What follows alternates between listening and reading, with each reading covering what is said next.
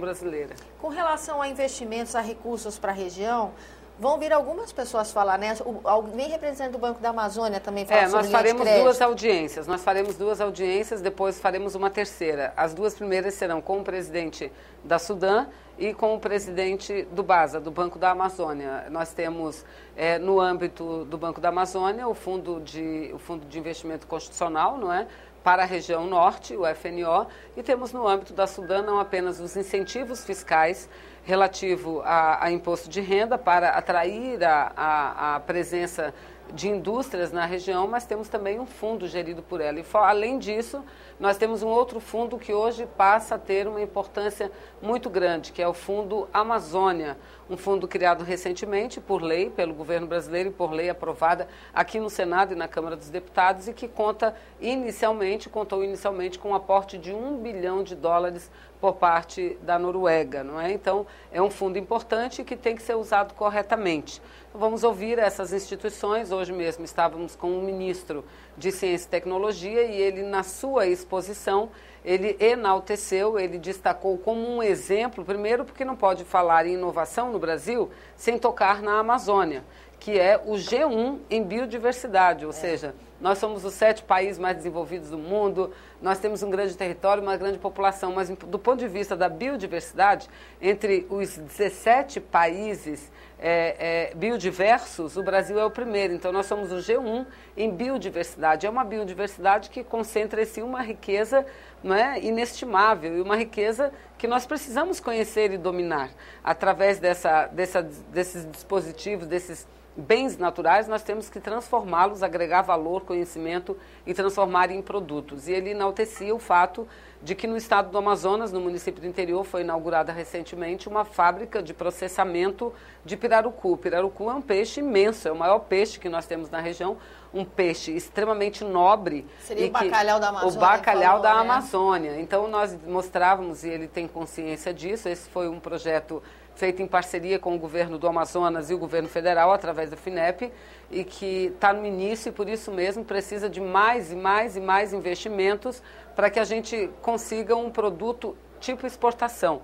Porque o bacalhau, para quem está nos ouvindo, não é um peixe. O bacalhau é um processo. Então, são algumas espécies de pescado no mundo que servem para fazer o bacalhau. Determinado processamento. Exatamente. Nossa, então, essa técnica do bacalhau, do processamento do bacalhau, foi trazida para o Brasil e nós estamos utilizando-a no pirarucu. E isso é muito importante, porque bacalhau a gente compra no mundo inteiro.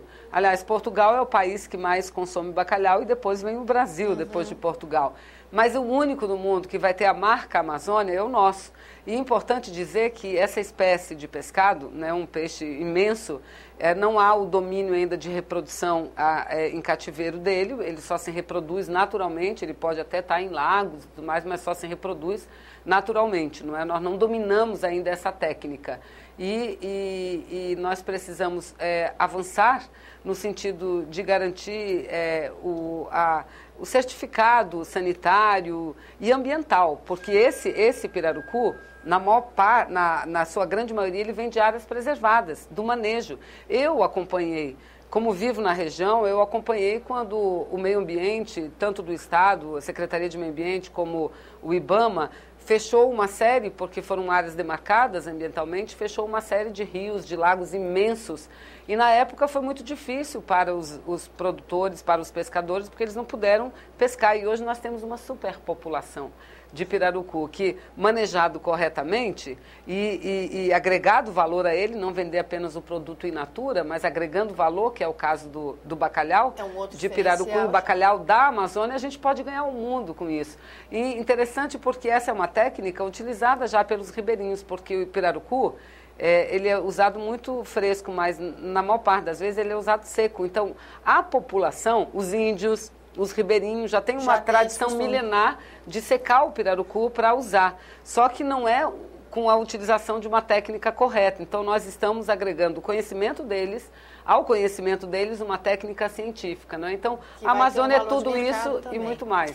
Para encerrar a nossa entrevista, eu acho que seria importante a gente falar, então, que todas essas linhas de crédito, toda essa possibilidade de fomento da região já tem uma perspectiva de uma economia sustentável, já vem com um outro critério de desenvolvimento sustentável? É o que nós queremos fazer.